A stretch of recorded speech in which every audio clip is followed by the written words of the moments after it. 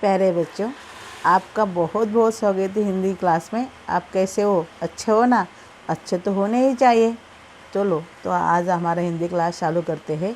और इस क्लास में हमारा जो पिछले का टेस्ट लेसन था, बड़ा लेसन है, इसके लिए टाइम लग रहा है, आपको भी पता है।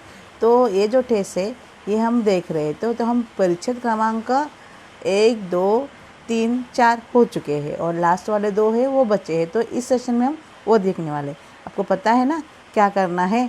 तो आपने अपने नोटबुक खोलिए, नोटबुक नहीं, टेक्स्ट बुक खोलना है, पेज नंबर 45। ओके, आपने खोले पेज नंबर 45, तो हम वो शुरू करते हैं। तो यहाँ पे देखिए 45 के ऊपर, ओके हाँ यहीं पे है, देखो यहाँ पे। हाँ, तो हम जाते हैं 45 के ऊपर और वो जो देखो मैं आपको बताती हूँ। मैं पढ़ती भी हूँ। अब तक हमने देखा कि जो सिरचन है उनके घर काम करने का आया है और वो जो है वो काम भी कर रहा है, लेकिन उसको कुछ बातें जो है वो खटकती है। तो यहाँ पे उनका झगड़ा हो गया है, किनका? उसका और मजली भाभी का। तो इसकी वजह से जो सास थी, मतलब लेखक की माँ थी, तो उसने ज़रा सा उसे डांट दिया, तो उसको बुरा लगा। और वो क्या अभी उसके आगे क्या एक्शन लेता है हम देखना है, तो वहाँ पे हम पढ़ेंगे। ठीक है, तो अपनी किताब खोलिए, बहुत अच्छी कहानी है, आपको सुनने में मज़ा आता होगा। तो वो हम अभी कंटिन्यू करते हैं। सिरचन ने मुस्कुराकर पान का बीड़ा मुंह में ले लिया। अभी ये किसने लाया था? रूपा, लेखक की छोटी बहन थी ना, उसने लाया था। चाची अपने कमरे से निकल रही थी। सिरचन ने पान खाते देखकर आवक हो गई। सिरचन ने चाचू को अपनी ओर अचरज से घूरते हुए देख लिया। अभी देखो इसके लाड़ प्यार कितने, उसको पान खाने को मिल रहा है। और ये इस बात से जो चाची थी वो देख आवक हो गई और उसको गुस्सा आया, और ये उसको देख रही है, घूर रही है। तो उसको भी उसको घूरते हुए देखकर कहा उसने, छोटी चाची जरा अपनी डिबिया का गम कौवा जर्दा खिलना। बहुत दिन हुए। गम कौवा जर्दा मतलब एक खाने की चीज़ है, जैसे कि पान वगैरह खाते हैं ना, उस तरह। तो वो बोलता है कि चाची अपने डिबिया का गम कौवा, वो चिढ़ा के उसे कह रहा है। अभी इसके बाद जो चाची का एक्शन क्या है वो हम देखते हैं। चाची कई कारणों से जली भुनी रहती थी सिरचन से। चाची को अच्छा नहीं लगता था, सिरचन अच्छा बिल्कुल नहीं लगता था और उसे जली भुनी रहती थी। तो गुस्सा उतारने का ऐसा मौका फिर नहीं मिल रहा था, क्योंकि वो देखो पान तो खा ही रहा है, ऊपर से जैसे कि लोग जो है ना, ऐसे कलाकार लोगों को जैसे कि नौकर समझते, कम वैल्यू देते। इसके कारण वो जो है उन्हें, अगर उसने कुछ किया ऐसा ही तो उनको अच्छा नहीं लगता है। तो ये अच्छा क्यों अच्छा नहीं लगता है, तो वो पहले से उसके ऊपर चिड़ी है। और ये फिर से मांग रहा है पान, तो वो खा ही रहा है, फिर से मांग रहा है गम को और ज़्यादा दे दो। तो वो और उलझ गई है, और उसको लगा कि अभी गुस्सा निकलने का इससे अच्छा मौका नहीं मिला। झनकती हुई बोली, तुम्हारी बड़ी हुई जीभ से आग लगे, घर में भी पान और गम गौवा जर्दा खाते हो? चटोर कही के मेरा कलेजा धड़क उठा, हो गया सत्यानाश। अभी उसने क्या किया, झनकती मतलब गुस्से से वो बोल दी कि तुम्हारी जीभ, बड़ी जीभ में आग लगे, मतलब तुम चटोर भी हो, अच्छी अच्छी चीज़ें खाने के चाहिए होती है, और तुम घर में भी पान और गम कौवा खाते हो क्या, जर्दा खाते हो क्या? चटोर कही के। और इस ये जो उसको गुस्सा आने वाली बात सुनकर लेखक को कलेजा जो उसको डर लग गया कि अभी ये सचिन क्या करने वाला है, ये उनको पता नहीं। हो गया सत्यानाश। बस सिरचन की उंगलियां में सुतली के फंदे पड़ गए। मानो कुछ देर तक वो चुपचाप बैठा, पान के मुंह में घुलता रहा, फिर अचानक उठकर पिछवाड़े पिक थुकाया। अभी वो पान खा रहा तो उसमें थुकी आती है रेड कलर की, वो थुकते हम बहुत जगह पे लिखते हुआ है ना, पान का थुका हुआ या नहीं होना चाहिए, और वो बुरी भी बात है, लेकिन ये कहानी में है तो वो अभी हम देख रहे हैं कि अभी ये जो सुतली वो कर रहा था उसका काम, और उसने ये सुना कि ये जो चाची है तो ऐसे हम कम वैल्यू देके वो बात कर रही, जैसे कि ये कोई नौकर है, कोई ऐसा ही है, इस तरह से। तो उसको भी बहुत गुस्सा आ गया। तो फिर उसने क्या किया, वो माँ मुँह में जो था वो पिछवाड़े थुकाया, अपनी छुरी हसिया वगैरह समेट संभाल कर झोले में रखे, और उसने जो साहित्य था उसका वो सब कुछ अपने झोले में रखा। टंगी हुई अधूरी चीख पर एक निगाह डाली और हनहनाता हुआ आंगन के बाहर चला गया। आंगन के बाहर वो चला गया। तो अभी आंगन के बाहर वो चला गया। तो अभी देखो बस सिरचन की उंगली वो मानू कुछ नहीं बोल सकी।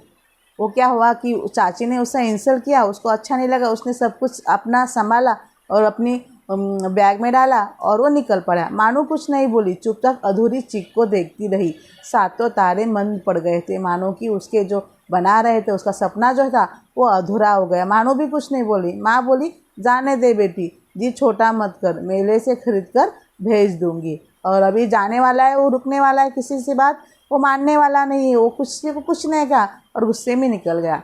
मैं सिरचन को मनाने गया, देखा एक फटी हुई शीतल पेटी पर लेटकर वो कुछ सोच रहा था।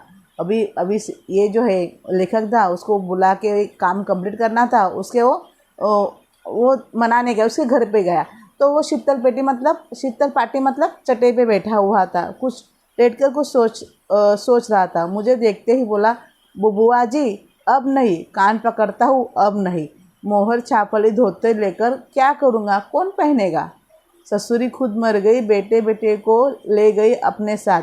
बबुआ जी, मेरी घरवाली जिंदा रहती तो मेरी ऐसी दुर्दशा भुगता। अभी देखो सिरचन को कोई नहीं, ना बेटा है ना बीबी है, कुछ नहीं है।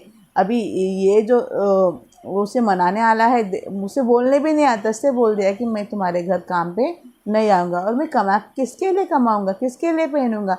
जिसके लिए पहनना था वो तो अभी इस दुनिया में है नहीं, ना बेटे है ना बेटी है। तो ये अगर मेरी घरवाली जिंदा रहती तो मेरी ऐसी दुर्दशा भुगता मैं। ये शीतल पेटी उसी की बुनी हुई है, इस शीतल पेटी को छूकर कहता हूँ। वो कहता है कि ये जो मेरी बीबी ने बनी थी शीतल मतलब चटाई, तो उसके ऊपर छुप करता, अब यह काम नहीं करूँगा। गांव भर में तुम्हारी हवेली में मेरी कदर होती थी, अब क्या।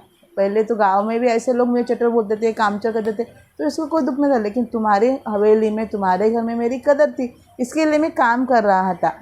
तो अभी मैं नहीं करूँगा। मैं चुपचाप वापस लौट आया। समझ गया कलाकार के दिल के सेट लगती है तो वो नहीं आ सकता है, उसके दिल को ठेस लगी थी, इसके लिए वो नहीं आ सकता। अभी हमारा जो यहाँ पे है, हमने जो है ये परिचय पूरा किया है, तो उसका अभी क्वेश्चन आंसर हम देख लेते हैं। देखो आप भी यहाँ पे खोलिए, पद्यांश क्रमांक 2 जो है, एक शब्द में उत्तर लिखिए, पेज नंबर 105। एक शब्द में उत्तर लिखिए। सिरचन ने छोटी चाची के मांगा। सिरचन ने छोटी चाची से क्या मांगा था, गम कौवा जर्दा। सिरचन की घरवालों की ये बुनी थी, सिरचन के घरवाली ने ये बुनी थी क्या, शीतल पाटी जो जहाँ पे वो बैठा हुआ था। ये सब हमने देखा। यहाँ पे देखो, हाँ, वाक्य को उचित क्रम से लगाकर लिखिए। ये भी आपने अब वाक्य ढूंढने हैं और एक एक क्रम से लगाना है, ये बहुत आसान है। कारण लिखिए, मेरा कलेजा धड़क उठा, हो गया सत्यानाश। क्यों?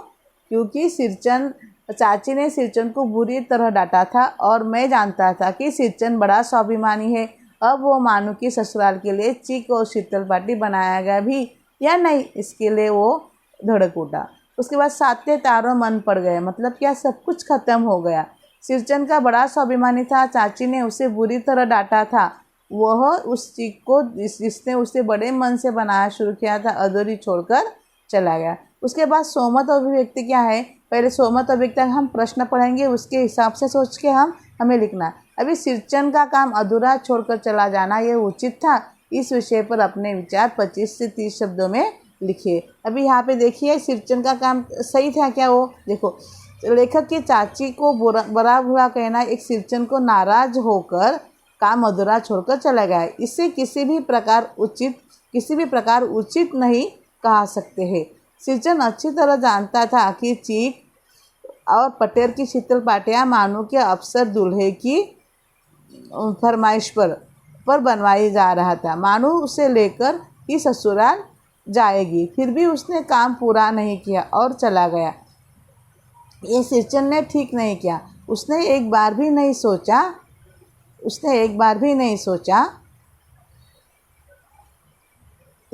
यह सिरचन के लिए ठीक नहीं किया कि दूल्हे की फरमाइश पूरी न होने की स्थिति में मानू को ताने सुनने पड़ सकते हैं। सास ससुर और घर के अन्य सदस्यों की नाराज़गी का शिकार होना पड़ सकता है। उस समय वह मानू, जिसके प्रति सिरचन के मन में भी स्नेह था, कितनी दुखी हुई होगी। सिरचन का काम अधूरा छोड़कर जाना मुझे उचित नहीं लगा। अपने हिसाब से अगर मैंने कहा कि सिरचन ने ये काम कंप्लीट करना था तो आप कह सकते थे कि सिरचन का अगर स्वाभिमान टूट रहा है, उसको ठेस पड़ रही है, उसने काम नहीं किया, जो किया उसने सही किया, ये भी आप ऐसे तरह से लिख सकते हैं, कोई बात नहीं। तो यहाँ पे हमारा परिच्छेद क्रमांक 4 जो है वो ख़त्म हो रहा है। तो अभी हम देखते हैं आगे का परिच्छेद क्रमांक 6। तो 6 जो है यहाँ पे मैंने देखा है, पेज नंबर आप भी खोलिए, आपको जल्दी से समझ में आ जाएगा। पेज नंबर 46 के ऊपर लास्ट वाला है। अभी लास्ट में क्या होता है, देखो जो सिरचन जो काम था चीक बनाना या फिर पर्दे बनाना वो अधूरा छोड़ के चला गया, तो फिर ऐसा क्या हुआ, तो वो चीक बना के, वो शीतल पाटियाँ बना के वो खुद वहाँ पे गया स्टेशन पे। अभी देखो इसके कैसे लोगों के मन में भावना होती है, कितना प्यार होता है, हम उसे देख नहीं पाते हैं या समझ नहीं पाते हैं। बड़ी भाभी की अधूरी चीक के रंगीन छिट झालर लगाने लगी, ये भी भेजा नहीं दिखलाई पड़ता है। क्यों मानो कुछ नहीं बोलती। बड़ी भाभी जो अधूरी चीक जो थी उसे कंप्लीट करने लगी थी, लेकिन मानो कुछ नहीं बोली बेचारी। किंतु मैं चुप नहीं रहा, चाची और मजली भाजी की नज़र न लग जाए इसमें भी। अभी लेखक क्या था, तो वो चिढ़ के बोला कि चाची और मजली भाभी की नज़र न लग जाए। मानो की ससुराल पहुँचने में ही जा रहा था, मानो को ससुराल पहुँचने में ही जा रहा था। अभी उसका सब काम हो गया तो उसे पहुँचना है। स्टेशन पर सामान मिलते समय देखा मानो बड़े जतन से अधूरे चीक को मोड़ लिए जा रहे थे, मतलब जो अधूरा किया था चीक वो भी वो लेके जा रहे थे अपने साथ। मन ही मत सिंचन पर गुस्सा हो आया, चाची के सुर में सुर मिलाकर कोसने को जी हुआ। कामचोर चटोर। अभी देखो जो है, तो अभी इसने काम नहीं किया तो उसको तो मन ही मन हम किसी को भी कोसते हैं, तो ये भी उसे कोसने लगे थे, लेखक भी उसे कोच रहा था। गाड़ी आई, सामान चढ़वाकर मैं दरवाज़ा बंद कर रहा था कि प्लेटफॉर्म पर दौड़ते हुए सिरचन नज़र पड़ी। मतलब सामान में चढ़ा कर दरवाज़ा बंद कर रहा था और प्लेटफॉर्म में तभी सिरचन आ रहा था। बबुआ जी, उसने दरवाज़ा के पास आकर पुकारा। क्या है? मैंने खिड़की से गर्दन निकालकर खिड़की के स्वर में कहा। सिरचन ने पीठ पर लदे हुए बोझ को उतारकर मेरी ओर देखा और दौड़ता आया हूँ। दरवाज़ा खोलिए, मानू दीदी कहाँ है, एक बार देखूं। दौड़ता हुआ मतलब जल्दी जल्दी आया हूँ और मानू दीदी कहाँ है, एक बार देखूं। मैंने दरवाज़ा खोल दिया। सिरचन दादा, मानू इतना ही बोल सकी। खिड़की के पास खड़े होकर सिरचन ने हकलाते हुए, क्या मतलब वो भाग भाग के आया था ना, उसके सांस इस तरह से वो कर रहा था। यह मेरी ओर से है, सब चीज़ें है दीदी। शीतल पाटी, चीक, एक जोड़ी आसानी खुश। गाड़ी चल पड़ी और उसने वो जो ये सब कुछ दे दिया था और उसने दिखाया नहीं, लेकिन सब कुछ ला रहा था। मानो गाड़ी और उसने देकर बहुत कम था, कुछ बोल नहीं पाया, लेकिन उसने वो देकर चला गया। मानो मोहर छापरी धोतियों का दाम निकाल कर देने लगी। सिरचन ने जीप को दांत से काटकर दोनों हाथ जोड़ दिए और उसने कहा कि मानो नहीं, मैं नहीं ले सकता हूँ। इस तरह से मानो फूट फूट कर रो रही थी। मैं बंडल को खोलकर देखने लगा। ऐसी कारीगरी, ऐसी बारीकी, संगीन सुतलियों के फंदों से ऐसा काम पहली बार देख रहा था। देखो, एक कलाकार जो होता है उसका दिल बहुत बड़ा होता है और इस दिल से वो सबके लिए, चाहे वो उसे गुस्सा बहुत जल्दी आता है या फिर गुस्से में वो काम अधूरा छोड़ दे, लेकिन उसके मन में बहुत प्यार होता है। देखो, उसने लास्ट तक घर पे बैठ के वो शीतल पाटी चटाई बुनी है और उसको ऐन मौके पर वो देने आया था। ये जो कहानी है ना, बहुत दिल को छू जाती है, अच्छी है, आप ज़रूर पढ़िए, आपको अच्छी लगेगी। तो अब हम उसके प्रश्न उत्तर पे हम जाते हैं। प्रश्न उत्तर जो है पेज नंबर आप यहाँ पे देख सकते हैं 107 के ऊपर। जो पहला वाक्य किससे कहा। अभी देखो यहाँ पे हम देख सकते हैं, यह भी भेजा नहीं दिखलाई पड़ता, ये भी भेजा नहीं दिखलाई पड़ता। क्यों मानू? भाभी ने मानू से कहा। चाची और मजली भाभी की नज़र न लग जाए, ये किसने कहा था? लेखक ने बड़ी भाभी से कहा था। मानू दीदी कहाँ है, एक बार देख लूँ, सिरचन ने लेखक से कहा था। ये मेरी ओर से सब चीज़ें हैं, सिरचन ने मानू से कहा था। वाक्य को उचित क्रम से लगाकर लिखिए। ये जो वाक्य है आप अपने टेक्स्ट बुक में ढूंढिए और उसको 1 2 3 नंबर दीजिए और वहाँ पे लिख लीजिए। कृति पूर्ण कीजिए। मानो में उपहार में मिले शीतल पाटी और चीक और कुश के जोड़ी, ये वहाँ पे है, आप देख सकते हैं। ठीक है, तो यहाँ पे आगे का क्वेश्चन क्या है, दो ऐसे प्रश्न बनाए जिनके उत्तर निम्नलिखित शब्द हो। सिरचन ने, लास्ट में देखिए क्या क्या यहाँ पे है। सिरचन ने क्या आता है, उसने दांतों के नीचे अपनी जीभ को काट कर दोनों हाथ से क्या था, किसने किया आता है, सिरचन है। वहाँ पे इसने दांत से जीभ को काट कर दोनों हाथ जोड़ दिए थे, ये क्वेश्चन होगा। और उसके मानू, मोहर छाप वाली धोती के दाम कौन देने लगा था, मानू। ये आप अपने आप से कर सकते हैं। अभी जो उसका जो है आगे का क्वेश्चन जो है वो है सिरचन भावनाओं से परिपूर्ण व्यक्ति था, इस विषय में अपने विचार लिखिए। सिरचन भावनाओं के परिपूर्ण व्यक्ति था, मतलब इमोशनल था वो। तो अभी इसके किस तरह से लिखेंगे, देखो, सिरचन भावना से पूर्ण व्यक्ति था, वो एक उच्च कोटि का कलाकार था। एक चीक, शीतल पाटी आदि बनाने में पूरे क्षेत्र में उसका कोई हाथ नहीं पकड़ता, उसका जैसा कोई नहीं था। लेखक का परिवार, विशेष रूप से उनकी माँ का सिरचन बहुत आदर करता था। लेखक की माँ भी सिरचन का कला का सम्मान करती थी। शायद इसीलिए लेखक की चाची उनसे जली भुनी रहती थी। भावुक होने के कारण सिरचन को किसी के द्वारा टोका जाना तनिक भी बर्दाश्त नहीं होता था। इसलिए चाची ने भला बुरा कहने पर वो नाराज होकर काम अधूरा छोड़कर चला गया था।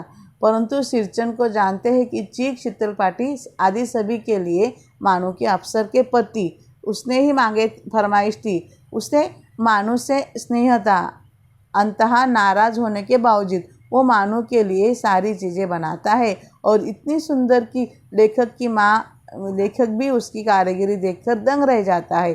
सिरचन स्वयं उन्हें लेकर स्टेशन पर आता है। मानो जब माँ द्वारा कही गई मोहर छाप वाले धोती का दाम सिरचन को देना चाहती तो वो दोनों हाथ जोड़कर मना कर देता है।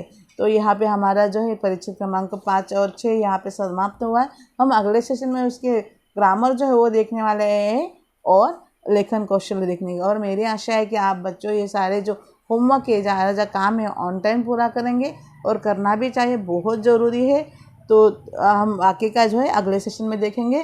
तब तक के लिए बाय। तो प्यारे बच्चों, ठीक है, have a nice day, good day.